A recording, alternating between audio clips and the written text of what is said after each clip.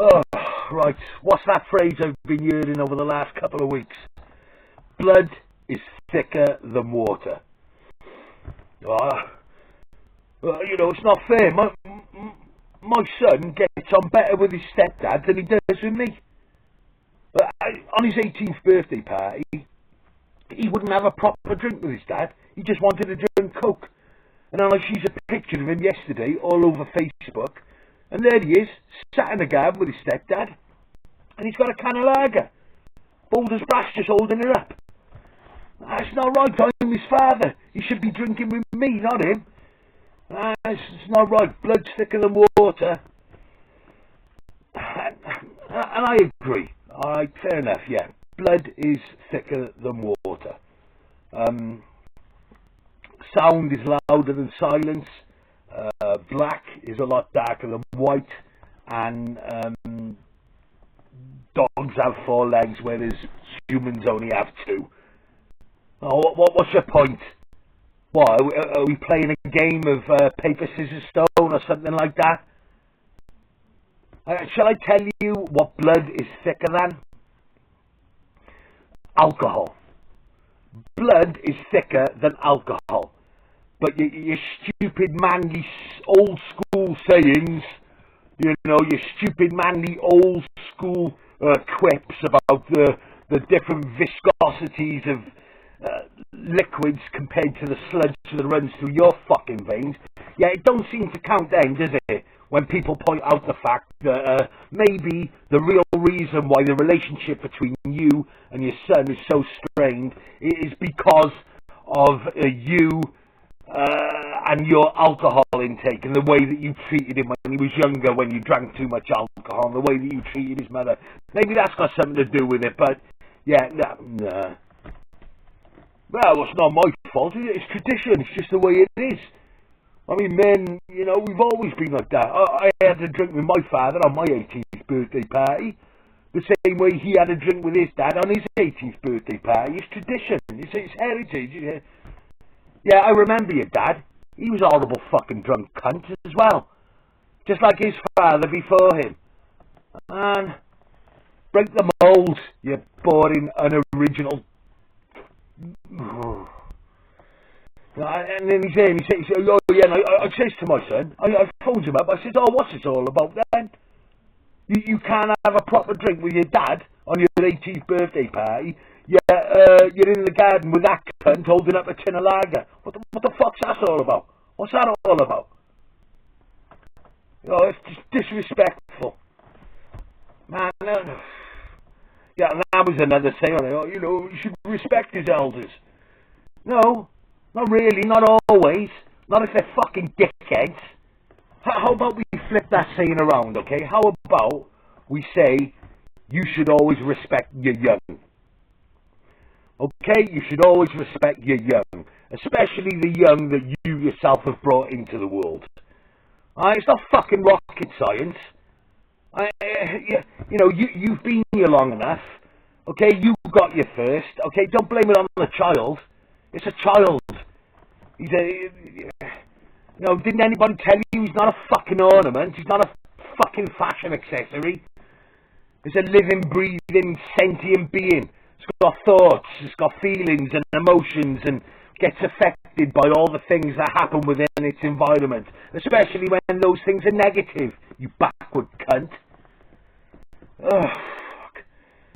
You know, talking about respect. Yeah. I'll tell you respect. I remember when he was about 8-9 years of age and you were snorting coke in front of him in the kitchen. I remember when he was a toddler and I saw you holding him in your arms in the garden, bold as brass, with a spliff in your mouth and all the smoke blowing in his face. You're there showing him off. Oh yeah, see? Yeah, I made a son. Yeah, my firstborn's a son. Yeah, that means I'm a real man, I am. Yeah, I'm a real man. Yeah, I made a son. Yeah, I remember that party. The house party. 30, 40 people in that little house. People are snorting coke, swallowing pills, getting absolutely pissed. There's people fucking in the bathtub. And then all of a sudden a fight breaks out between a drug dealer and one of your stupid mates. Bottle, fucking blood at the wall. And then the bedroom door opens and there's your son and another little girl just traumatised, crying. That look on their faces, both of them that. Screaming in fear. The look on their little faces will haunt me to my fucking grave. You know, and you're there like, what are you doing? What did I tell you? Get back in your fucking room. Get back in your room. If you don't get back in your room now, I'm going to come in here, I'm going to smash up the fucking television. Get in there now, you fucking little cunt. Yeah, and shame on me for not saying anything. Shame on me for not kicking you down the fucking stairs, dragging you out into the street, and then just leaving you unconscious on the floor in the hope that a car runs over your fucking head. Shame on me. Oh, well, I couldn't get a babysitter, could I? I couldn't get a babysitter. Neither could she. So I just said to her, I said, oh, you know, bring your girl over and they can sit in the bedroom, watch a television and eat some sweets. You postpone the party then, dickhead. Now, when you have a child, you see me, I haven't got any children and I don't want children because I know that when you have a child, you don't come first anymore, you come second. And the wants and needs of you and your stupid scumbag fucking cunt friends, and yeah, they don't trump the wants and needs of a child, of your son or her daughter, okay? They come first, but yeah, what's the point? What's the point? Talking about respect. It's stupid, like, oh yeah, he didn't have a proper drink with his dad. He's there, isn't he? He's willing to have you in his presence on his birthday. Isn't that enough? Isn't that what's the most important thing? Instead of you worrying about what drink he's drinking, you thick backward fucking cunt. Man, oh God. I hate all that stupid shit. You know, men, you know, they want their sons to impress other people so the fathers can show how much of a man they are. Fucking hell. You know, stupid shit like having an alcoholic drink with his son on his 18th. That's what's important, but all the important stuff, like being there for them when they're growing up, like helping them to navigate the world and to, you know, giving them some manners and treating them about values and respect. All that important stuff just goes out of the fucking window. We'll just blame that on, you know, fucking immigrants or something like that, shall we? While he continue to get fucking pissed. Oh, what's the score today? Fucking. Oh, stupid. I don't get it. I mean, do you know what? I remember about, it was like 27 years ago now, and I was working in a local factory. And there was this guy there, okay? He just, all of a sudden, working, I would say, fucking raw! And he kicked a bin, he started throwing stuff around, screaming, shouting. The supervisor then grabs him, you know, trying to restrain him, takes him into the office. We couldn't hear what they were saying, but there was a big window on the office, and looking in, and you could see this guy, he's like, his face is red, he's crying, he's like that. Anyway, he got sent home, and later on, speaking to the foreman, it's like, is he okay? What's happening? Oh, something's happened to his son. Ah, well, that's fair enough. Okay, when it comes to people's children and their family, affairs of the heart, you know, fair enough. And I felt sorry for him, even though I didn't really like the guy, okay? I always thought he was a prick. He was, you know, he was the guy in the workplace who was chopsy, loud and arrogant, and, you know, he thought everybody liked him, but didn't realise that people just, you know, were just wanted to batter him but they didn't want to lose their job, or they didn't want to go to jail, but if they had half a chance, they'd just smash his face on the fucking sink. About a week later, he came back to work, he's quieter, a little bit more subdued, and I'm outside on a dinner break having a cigarette, and I says to another guy, I said, he's back then, what happened, how is he, is his son okay? And he went, oh yeah, his son's fine. I said, well, what was the matter then? He went, oh, he just found out his son was gay, that's all, that's why I'm like, what, is that it? Is that why he threw the... I thought his son was ill or something. I thought it was something serious.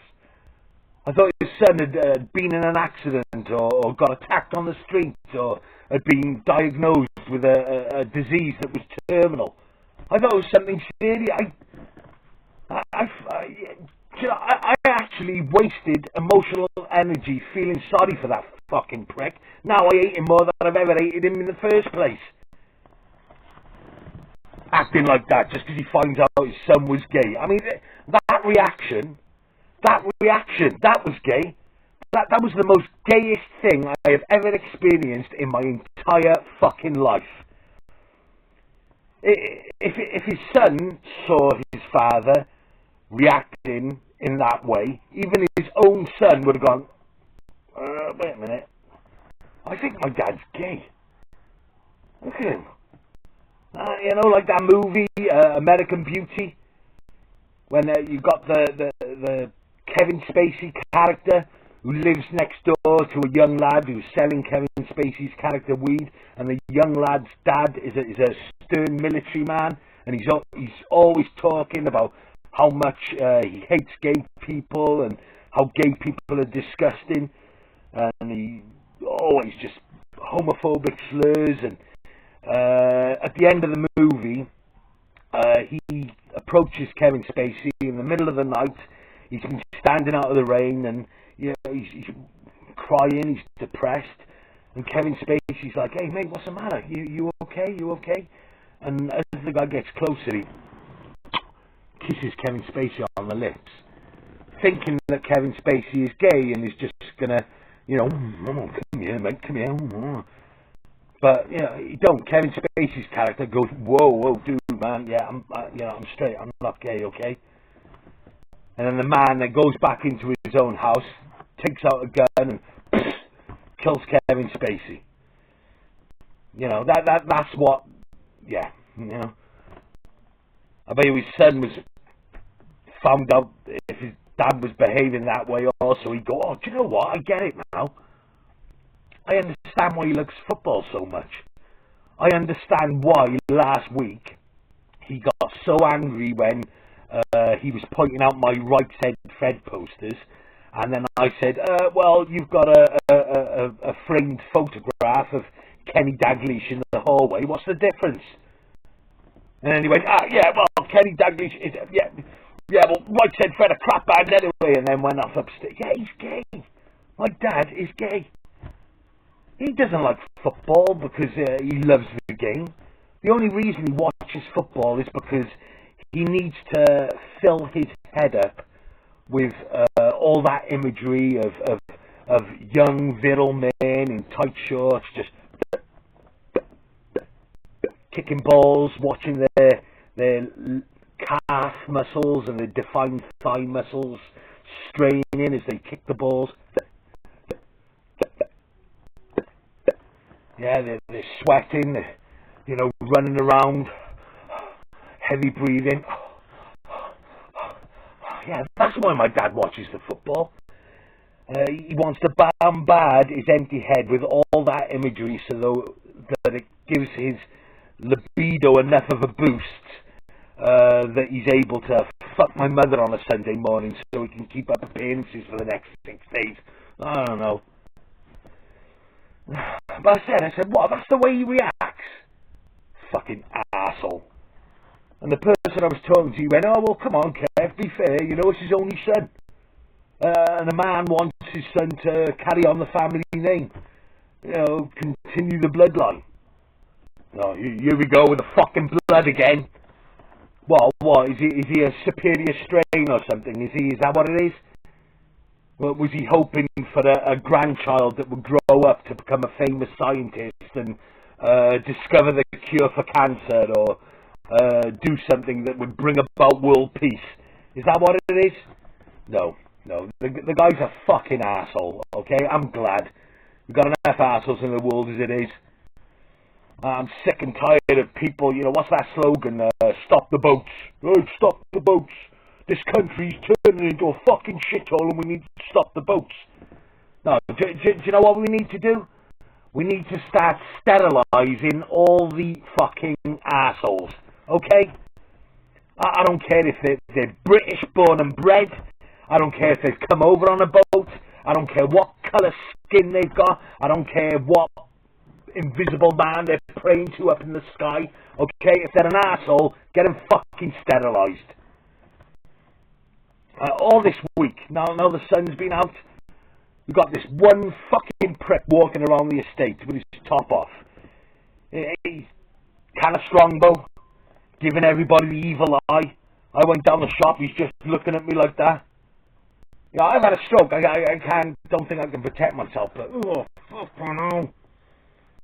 Can we sterilise that guy? I mean, he's over 30 years of age and that's how he's behaving. And apparently he's got 3 kids. What the fuck? Yeah, that's the problem with the country. It's fucking people like him breeding like fucking rats.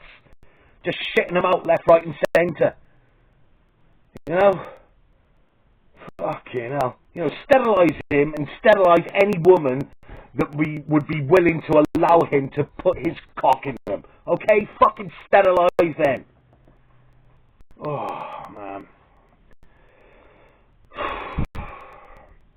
And also, while we're on the subject of being gay, last week I went to see 28 Years Later in the cinema with my mate Michael, and it so happened to be on Pride Day. They had the Pride Parade in Cardiff.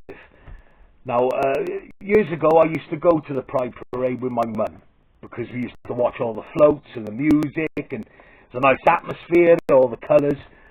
But ever since after the pandemic, it's just, I don't know. Now all the Pride Parade seems to be is different companies and businesses around Cardiff letting their gay staff members have a day off so they can promote the company and promote the company or the business's logo. It's just something, it's soulless. But anyway, I caught the bus home from the cinema, and the bus was quite busy, and there's this guy I know, he's on there, and he's, so it's Pride Day today. If they had a straight Pride Day, everybody would be complaining. All those woke fuckers, they'd just be like, what are you doing having a straight Pride Day? You can't do it, yeah. It's not fair, it's not right. Why can't we have a straight Pride Day? And I knew that the only reason this guy was speaking loud about it was because he was so self-conscious. He thought that maybe somebody on that bus would think that just because he's going home on the bus from town on Pride Day, that somebody on the bus might think that he's actually gay or something. Fucking nobody cares about you, mate. Nobody. If you just shut your mouth, nobody would notice. Straight Pride Day. Can you imagine? Yeah, straight Pride. It'd be dull as fuck. It'd be miserable. Everybody'd be, there'd be no dancing, no music. Just be a load of fat people in football and rugby shirts with tins of lager. Go, yeah, I fuck her, I do. I fuck women. Yeah, and then they'd probably all start arguing amongst themselves because they've had too much to drink. And they start, separating into groups. Like, they're from Fairwater, they lot. We're from Ely. Yeah, they're from Lanedin, they are. They're from Rofe. Yeah, come on, we're fucking... Yeah, that's exactly what would happen on Straight Pride Day, okay? And by the way, man, I wanted to say to him, dude, I've seen you before I've seen your wife. Alright, no offence, but I would rather be seen to... I would rather be known for kneeling down in the middle of Queen Street on Gay Pride Day, wearing nothing but high heels and a pink tutu, and just sucking off hundreds of men, okay? You know, all of them just chucking loads into my face, covered in gloop and looking like somebody's cracked 1,000 free-range eggs over me, just and people are videoing it, and I'm really enjoying it. You know, I'm like, hey, yeah, oh, come here, you know, I'm like, oh, have you been eating garlic, big boy? Oh, come here, pineapple juice.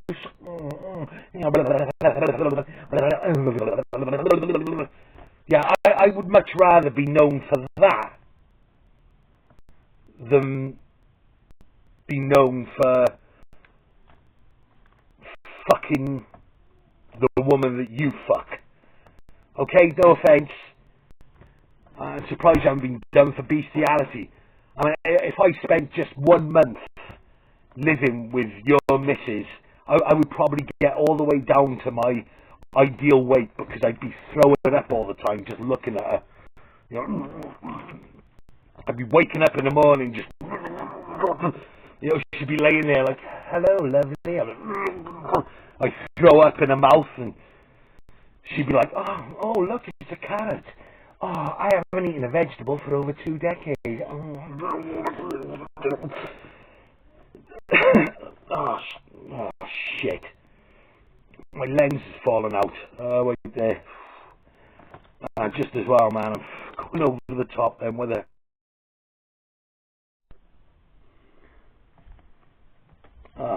Sorry about that. For all those that are new to the channel, the reason that I wear the sunglasses is because I'm recovering from a stroke, and if I stare at the light for too much, it just makes me feel sick and dizzy, and so there you go. And I mean, just, every time I get carried away as well, talking about taking loads of men's cocks and having them unload in my mouth and all over my face, I get so excited and turned on that lens pop. Oh. Right. I know there's people that watch these videos, and they're like, why has he got to speak like that for? Why has he got to be so filthy? Why has he got to swear so much? Well, I'll tell you why, okay? It's because I find it fucking funny. Me. I couldn't give a fuck about what you want. I couldn't give a fuck about what you fucking find funny. I'm doing it for me. It makes me laugh. I'm making myself laugh. So shut the fuck up, you fucking judgmental cunt. When it's family, okay, if it's one of my aunties or uncles, and I can accept their concern, I can accept their criticism. I'm still not going to not do it, but I can accept it coming from family. But when it's just somebody who, you know, oh, well, used to drink in the same pub as your dad. Yeah, who are you? You're not one of his mates. I never met you at the funeral. And if you did know my father, you would probably realise that this is the kind of stuff I do. You know, who are you? What, are you the guy that used to smack his wife around at the end of the night if she so much as looked in the direction of another man? Are you the one who keeps banging on about immigrants while his 5 bastard fucking sons are out there shitting on their own doorstep and breaking into people's houses to fence off goods for money to feed their heroin addiction caused by the trauma that you brought into their lives when they were children? Is that you? Are you the one that keeps banging on about fights that he had when he was a teenager and think that it still counts? Which fucking sad cunt are you? Which fucking sad, drunk fucking cunt are you? You fucking cunt. Don't ever approach me and tell me and use my dead father as an excuse to have a go at me just because you come across one of my episodes and thought, well, I don't like what he said. Yeah, I don't agree with what. Yeah, you go fuck. I piss on you and everything you fucking stand for. Fuck you. Fuck your favourite fucking football team.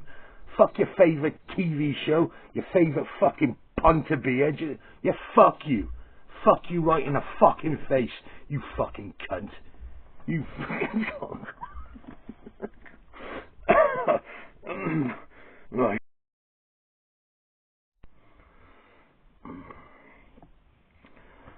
Right. I love my father very much. But he was crap at being a dad. He was rubbish. But I still love him because he's my dad. And before my father died, all he wanted was for me and my two sisters that I grew up with to connect with our older sister in Ireland. And that's exactly what we did. We did exactly what he wanted us to do. And like I said previously, he always said to me, son, if you ever talk about me, you always tell the truth. Never make me out to be a saint, okay? You always tell the truth. I'm honouring his wishes when I'm talking about him in these videos. And talking about him in these videos are helping me. And I know that he's totally fine with it. And the only opinions that matter to me when I talk about my father is the opinions of my three sisters. That's it. Everybody else can fuck off. I love my father, okay, I really do. But yeah, he was crap. He made me feel like a fucking piece of shit for as long as I can remember. One of my first memories is holding on the side of a swimming pool, crying, listening to my mother and father arguing, and my mum saying, Alan, he's just a boy. He's just a little boy. He can't swim. Don't shout at him. There's no need to shout at him. You've got to be patient. You're just frightening him. And everybody, there was a pool full of people all just staring at us. There's my father going, oh, well, I could swim when I was his age. I could swim when I was his age. Oh, he's bloody useless. Bloody useless. Yeah. And he splashed the water. I got asked to be a prop forward in my junior school rugby team. To be honest, I never played rugby. I live on a council estate. Everything's concrete, so I was always used to playing football, even though I never followed football either. But I like to play football. But when you're a fat fuck like I was, the teachers would go, oh, Kevin will make a good prop forward. So they asked me if I wanted to be part of the rugby team. I agreed, and I thought my dad would be proud of me. I thought, well, it's a sport. My dad likes sport. If I do a sport, then he might be proud. And on the day of the match, all he did was stood by the sideline and shout, oh, come on. Oh, come on, what are you doing? Don't look at me. Get stuck in, follow the ball. Oh, God, he's useless. He's bloody useless. Look at him. Look at him. Oh. I remember being in the scrum and somebody saying to me, is that your dad, Kev? Is that your dad? I'm like, yeah. And somebody said, oh, I think he's drunk. But he's bloody useless. That's all I ever heard or overheard. He's bloody useless. Yeah, thanks, Dad. Thanks for the encouragement. Alright, what do you expect? You know, do you think you're going to click your fingers and all of a sudden you've got Bill Beaumont for a son? You ungrateful cunt. You've got to put the work in first, alright? I just felt so humiliated, and the next day I went into school, and fair dues, my teacher pulled me aside and he said, Kev, can I have a word with you? And he knelt down and he looked me in the eye and he went, yesterday you did really well and you should be proud of yourself, okay? And don't let anybody, No matter who they are, don't let anybody tell you any different. You've done really well. And I'm proud of you, okay? Yeah. That's how you speak to a child. You encourage them. Give them support. You lift them up. You make them feel worthy. You don't knock them down. You don't piss on the chips and throw a fucking spanner in the works. And then when I was 11 years of age, I remember my father just didn't come home one night. And for 4 weeks, he was just missing. I was worried. My sister was worried. Our baby sister, she didn't. Well, she was a baby. She was about 2 years of age. But my mum, she was worried. And my mum had it tough because she lost her mother and father within 6 months of each other. She never had no brothers or sisters to support her. And my dad had fucked off and she's left to bring up 3 children on her own. And then one Saturday, me and my mum are on the bus going into town, and she's looking out the window, and all of a sudden her face just drops. She just went white. And then I looked at her, and then I looked at what she was looking at, and there's my father walking out of a house with another woman and 2 girls. Man, it sounds like nothing, and I'm fully aware that worse things happen to other people. But when you're 10, 11 years of age, that just, it rips your fucking heart out and makes you feel that fucking big. So this is me. This is me exercising all that shit. Alright? My dad owes me this. Okay?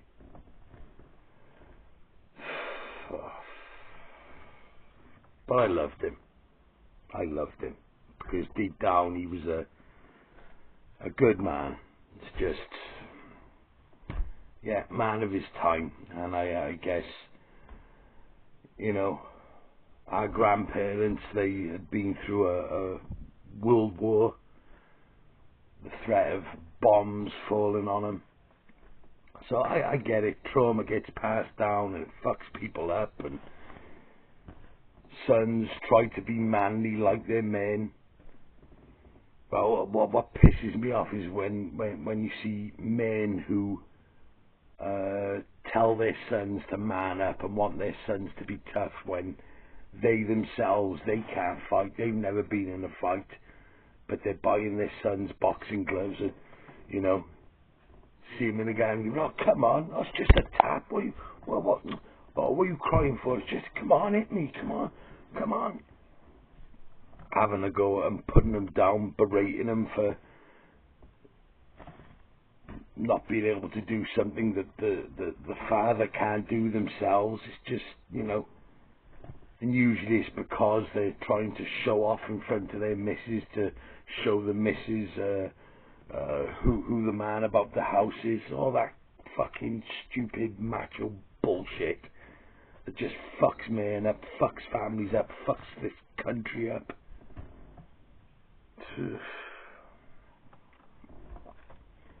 Just let children be children. Just let them grow up and be whatever the fuck they want to be. Okay?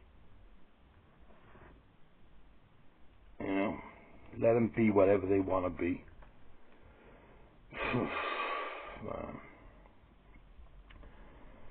I was looking at the manosphere. I was doing a little bit of research for this particular episode. To be honest, I couldn't go too deep down the rabbit hole because it was making me cringe so hard that I thought my bones were going to crack. You know, watching these fucking dorks, because that's what they are, they're dorks. Well, I'm a Valley Male does. You're a fucking dork, mate. You know, they come across as if they got rejected by a woman when they were in high school or college, and they've got this revenge fantasy in their head where they become a success And when that woman sees them, she goes, oh my God, I can't believe I rejected him. I rejected the king. Oh my God, I'm missing out so much. When in reality, that woman probably doesn't even do social media. She's like, oh no, I just got an old-fashioned Nokia for calls and texts. I'm too busy for those smartphones. I don't bother with social media. Oh. And the only time she ever comes across one of the videos of this influencer that she rejected when he was in school, when she's like checking her teenage son's smartphone to make sure he's not watching any porn, and then she comes across she's like, oh my God, I think I used to know this guy in school. And she says to her husband, she went, I used to know him in school. Oh yeah, he used to fancy me. Yeah, he's still a bit of a dork, but he seems to be doing well for himself anyway. Yeah. I'm all for people wanting to buy nice things and accumulate wealth. If that's your thing, hey, you go at it. But as soon as they start, loads of money, look at me, you're a loser, you are, because you haven't got the same amount of money. Yeah, that's it then. It's like dork. Complete fucking dork. Yeah, you've got a flash car. Yes, you're a millionaire. Yes, you've got this and you've got that, but you're still a fucking human being, and it's obvious that you're very flawed and you've got some sort of insecurity. I don't know what it is. And it's like the one I was looking at, the Liver King. I remember seeing him about 2-3 years ago, and straight away I just thought, oh, he's no matter. Just want to say, Liver King. It doesn't matter how many raw testicles you eat. It doesn't matter how many press-ups you do, how many miles you drag those dumbbells. No matter what you do, no matter how many steroids you pump into your body, you will never ever be taller. May I recommend you just buy a pair of platform shoes, okay? You're a fucking millionaire. You've won. Just get on with your life. Stop trying to prove yourself. You are never going to be taller unless you buy a pair of platform shoes. It's that fucking simple. Just accept it, okay?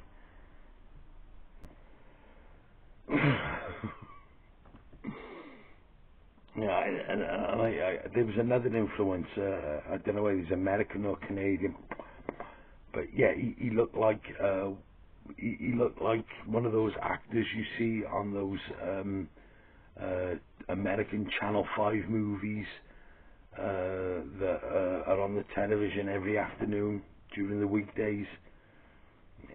Yeah.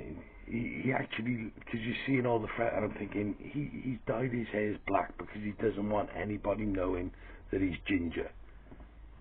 And that's very probably because in the past he's been traumatized by people picking on him because he's ginger. That happens. I witnessed it myself, and it can be horrendous.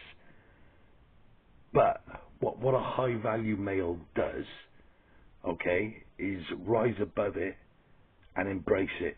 They don't cover it up and then pretend to be something they're not, okay? That's what's the word? Oh, beta. Yeah, that's a beta thing to do, okay? But hey, don't listen to me. I don't even drive, okay? I'm a loser compared to you, I'm sure. Yeah. Fucking pathetic, man. Dorks. All of them are fucking dorks. Don't bother listening to them. I mean, I'm all for teaching people to go to the gym and to help themselves to get fitter and eat properly. That I agree with, okay? Because I wish I'd done it sooner. But as soon as you start like mocking people who are weaker than you, and you probably deep down you're a fucking coward, and for all your talk about being a man and how you got to be with your bros, when the shit hits the fan, you'll be gone. You won't be there. You'll have an excuse, and everybody will believe that excuse. But yeah, fuck off. Full of shit, dorks, Dorks. Yeah. Right. I'm sorry this episode took such a long time to come out, but yeah, I haven't been too well, and I'm not gravely ill in the sense that I'm just in recovery, and it's difficult, and sometimes it gets the better of me, but I'm hoping to make these episodes more frequent, but when I can't do it, I can't do it. So anyway, thank you for watching. Peace and love to everyone. Take care. Bye.